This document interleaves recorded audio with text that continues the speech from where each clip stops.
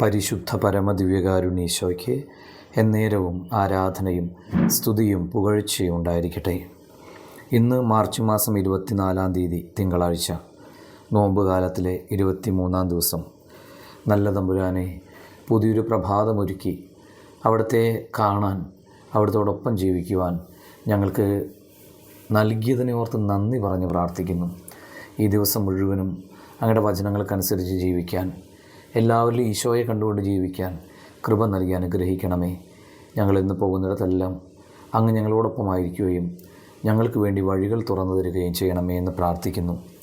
നമ്മുടെ ഇന്നത്തെ പ്രത്യേക നിയോഗം ദിവ്യകാരുണ്യ ഈശോയുടെ സന്നിധിയിലേക്ക് ഒരു നിമിഷം നമുക്ക് സമർപ്പിക്കാം.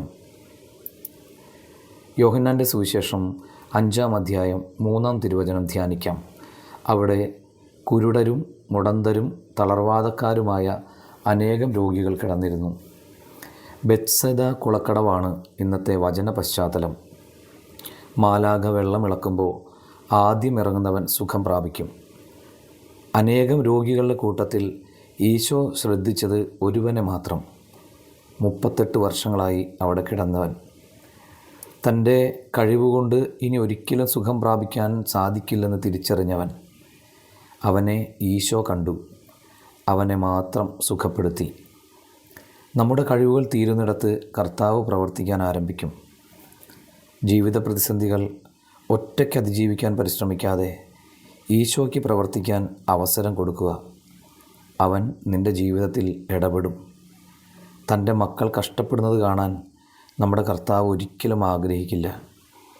അവിടെ നമ്മുടെ ജീവിതത്തിൽ ഇടപെടും, തീർച്ചയാണ്. ഈശോയെ, ജീവിത പ്രതിസന്ധികളിൽ ഞങ്ങളെ കൈവിടാതെ ഒപ്പമുണ്ടാകണമേ എന്ന് നമുക്കിന്ന് പ്രാർത്ഥിക്കാം. എല്ലാവർക്കും നല്ലൊരു ദിവസം ആശംസിക്കുന്നു. നമ്മുടെ കർത്താവ് ഈശോ മിശിഹായുടെ കൃപയും പിതാവായ ദൈവത്തിൻ്റെ സ്നേഹവും പരിശുദ്ധാത്മാവിൻ്റെ സഹവാസവും നാം എല്ലാവരോടും കൂടെ ഉണ്ടായിരിക്കട്ടെ, ഇപ്പോഴും എപ്പോഴും എന്നേക്കും. ആമേൻ.